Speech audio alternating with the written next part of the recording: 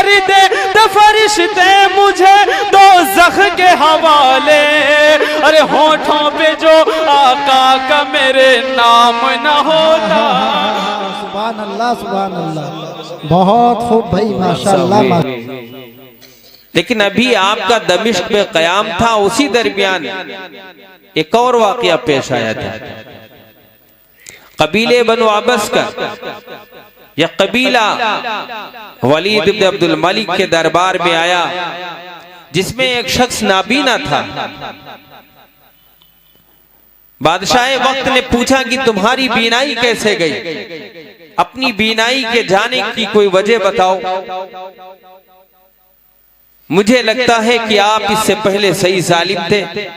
उसने कहा बादशाह आप सही कह रहे, बादशाह वक्त आपने खूब पहचाना, मेरी बीनाई अभी गई है, पहले नहीं, पहले तो मैं देख लेता था, बताइए कैसे गई।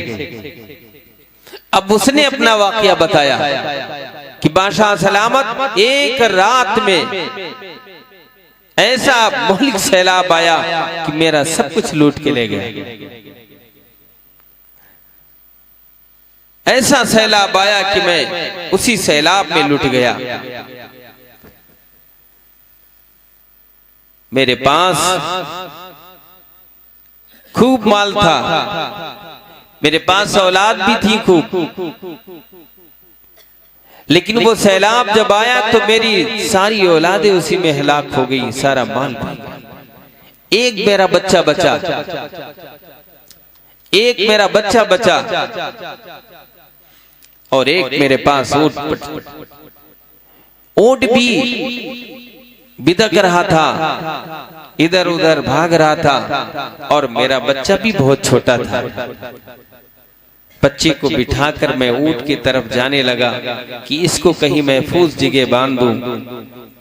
उसको बांधने के लिए जब मैं बढ़ा तो पीछे मुड़ के देखा कि मेरे मासूम बच्चे को भेड़िए ने अपना लुक्मा बना लिया। भेड़िया खा रहा बच्चे। ऊंट छोड़ के मैं बच्चे के करीब आया, लेकिन मैं अपने बच्चे को न बचा सका। पलट के जब मैं वापस दोबारा ऊंट के पास आया, ऊंट ने मेरे चेहरे पे ऐसी ज़र्ब लगाई कि मेरे आंखों की बीनाई चली गई। एक रात में सब कुछ लुट गया, कुछ भी बाकी न रहा। बादशाह वक्त ने जब ये दर्दनाक कहानी सुनी, कहा जाओ इन्हें उरवा इब्ने जुबैर के पास लेकर जाओ और उनको इसकी दास्तान सुनाओ, ताकि उन्हें तसल्ली हो कि ऐसे लोग भी यहाँ पे हैं इस दुनिया के अंदर मौजूद कि मुझसे भी बढ़कर आजमाइश में अल्लाह ने उन्हें मुब्तला किया। वहां जाकर अपनी दास्तान सुनाई उरवा इब्ने जुबैर रहमहुल्लाह को। आपने जब दास्तान सुनी, अल्लाह का शुक्र अदा किया। अल्लाह तेरा लाख लाख शुक्र है कि मैं जो आजमाइश में मुब्तला हो, ये कुछ भी नहीं इसके सामने। अब इसका तो कुछ बचा ही नहीं। मेरे तो 4 थे पैर, आजू खास जो हाथ दो पैर, इन 4 खास आजू में कम से कम 3 तो है, भी एक ही गया है। बहुत सारी औलादे थी, 4 औलादे थी, 4 में 3 बाकी है, भी एक ही अल्लाह को प्यारी हुई। मेरे पास तो बहुत कुछ है, भी इसके पास तो कुछ भी नहीं। अल्लाह तबारक व तआला ऐसे आजमाता है। अल्लाह आज भी आजमा रहा है और आपको देख रहा है कि आप कितने ईमान में पक्के हो, कितने मजबूत हो। आज जब छोटी सी कोई हमारे पास वबा आती है, हम बर्दाश्त नहीं कर पाते हैं। वो जो भी दौर रहा हो, हम उस दौर से निपटने के लिए इतने कमजोर नजर आते हैं कि दुश्मन एक झटके में हमारा काम तमाम कर देता है। आज बताइए कितने घरों का हमारे इस बड़ी बस्ती के अंदर हाल ये है, घरों में तिलावत नहीं हो रही है, घरों में फजर की नमाजें पढ़कर तिलावत नहीं कर रहे हैं। आप देखिए घरों का हाल क्या है।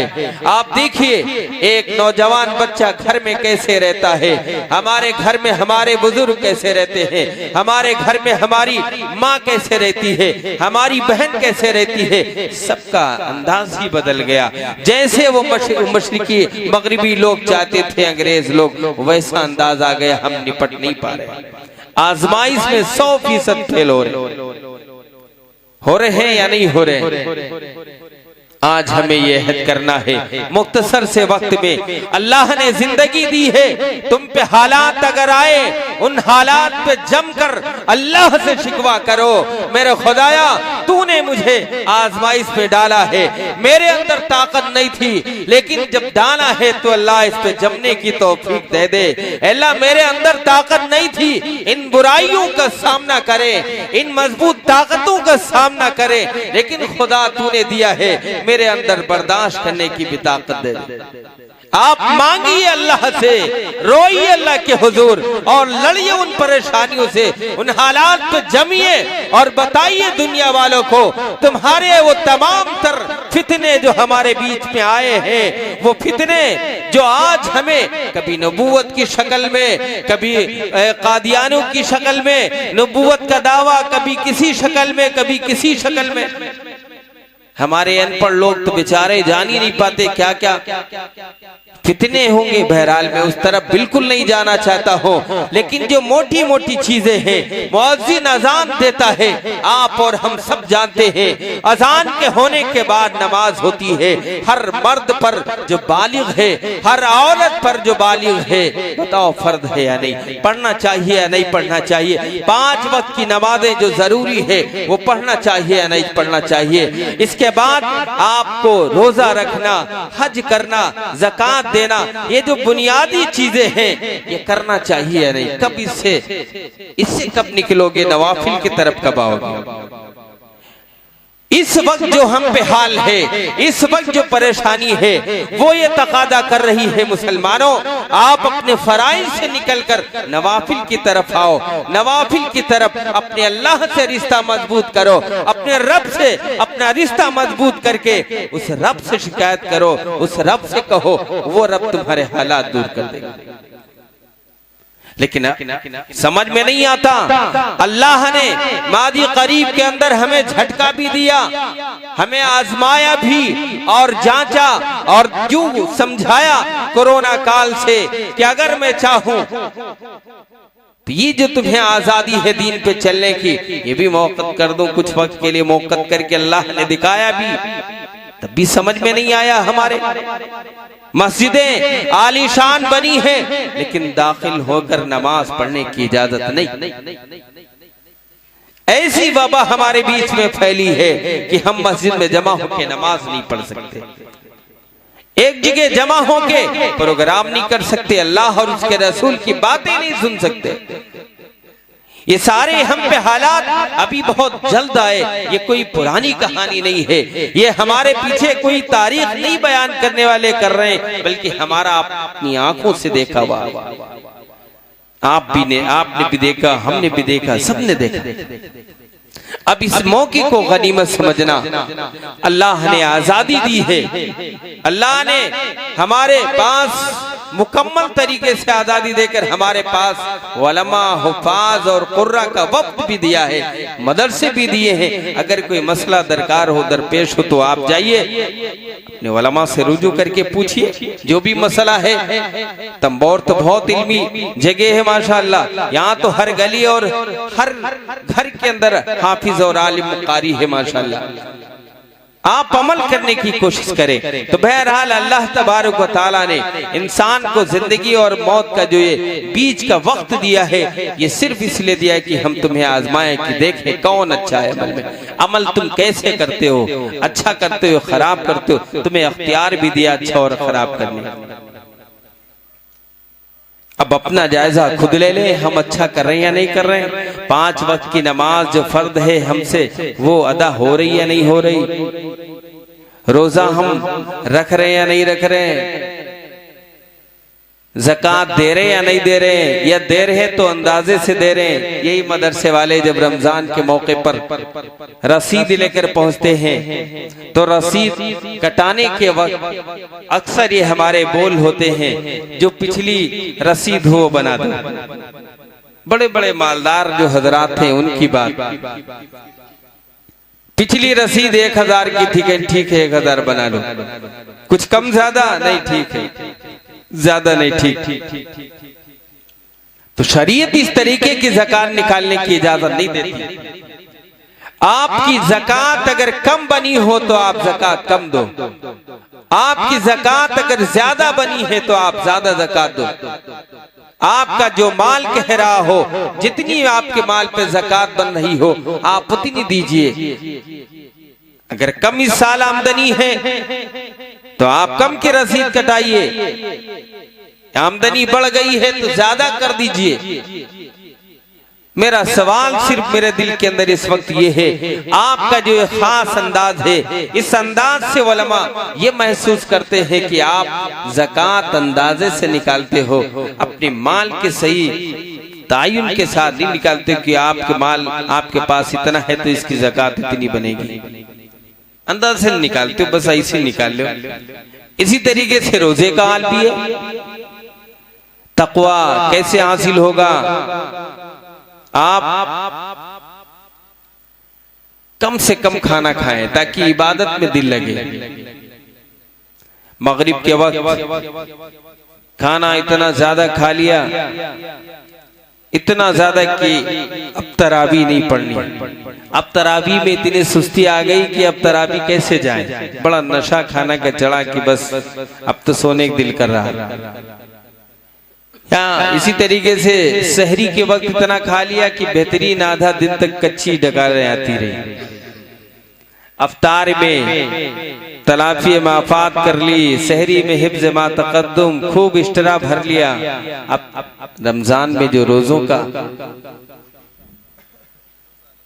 असल जो चीज है वो हमसे फौत हो गई, जिससे तक़वा हासिल होता है, जिस रोजे से बंदा मुत्तकी होता है। भूखा रहने का मकसद ये है कि नफ्स कमजोर हो जाए। तुमने खिला खिला के नफ्स को रमजान में तो इतना मोटा कर देते हैं कि लोग बाद में कहते भी हैं जो रमजान में अल्लाह खिलाता है वो बाद में कभी नहीं मिलता। कहते नहीं कहते? जो रमजान में खाने को मिलता है वो बाद में कभी नहीं मिलता। अच्छा खाना खिला खिला के नफ्स को मोटा कर देता। इसी तरीके से नमाज का, ज़कात का और हज का हाल, माल आ गया लेकिन और दीगर सुन्नतों के साथ अपनी फिक्र रखते हैं, निकाह का और दीगर जरूरियात का। हज का मामला तो बस बुढ़ापे में होगा, हज तो बस बुढ़ापे में करेंगे, उससे पहले नहीं। एक रिवाज है, एक रिवायत है हमारे माशरे में। ये मोटी मोटी चीजें मैंने मुख्तसर वक्त में आपको बताई है, सिर्फ इस तरफ जहन आपका जो है इस तरफ लेकर आया हूँ ताकि मैं बताऊं आपको कि आप फराइज में इतने कच्चे हैं। हमारे बड़े, हमारे इस्लाफ सुन्नतों में इतने मजबूत थे, हम फराइज में इतने कमजोर हैं। आप देखिए वो दौर आप सल्लल्लाहु अलैहि वसल्लम का, हज़रत अबू दरदा रज़ियल्लाहु तआला अन्हु अपने घर तशरीफ लाए, बड़े गुस्से में नजर आ रहे हैं। आपकी बीवी पूछ रही, आप इतना गुस्से में नजर क्यों आ रहे हैं, क्या हुआ, आखिर बात तो सही बताओ। कहा मैं आप सल्लल्लाहु अलैहि वसल्लम के जमाने की सिवाय नमाज पढ़ने की कोई चीज नहीं देखता हूं। किसको? साहबे कराम को कह रहे हैं। ये आप सल्लल्लाहु अलैहि वसल्लम के बाद साहबे कराम का जमाना है, उस दौर के अंदर हज़रत अबू दरदा रज़ियल्लाहु तआला अन्हु फरमा रहे, अगर आज इस दौर में होते तो बताओ क्या कहते। आज अगर इस दौर के अंदर होते हमारे ये बड़े लोग, हमारे ये बड़े असलाफ और बुजुर्ग साहबे कराम, तो हमें दीन के एतबार से नौजुबिल्लाह काफिर कहते और हम उन्हें दीन के एतबार से दीवाना कहते, पागल कहते। ये हमारी सूरत हाल है। तो इसलिए मेरे अजीजों, आज तौबा करो कि हम अब गुनाह नहीं करेंगे, हम तौबा करो नमाजें नहीं छोड़ेंगे, तौबा करो हम जिस तरीके से अल्लाह जब कहेगा माल के आने पे हम हज करेंगे, जब भी हमारे उलमा तकादा करेंगे मदरसा चलाने की, इंशाअल्लाह हम मदरसे को चलाने के लिए हर वक्त अपनी जान माल से हाजिर रहेंगे। उलमा जब तकादा करेंगे तब इंशाअल्लाह हम इनकी आवाज पे लब्बैक कहेंगे।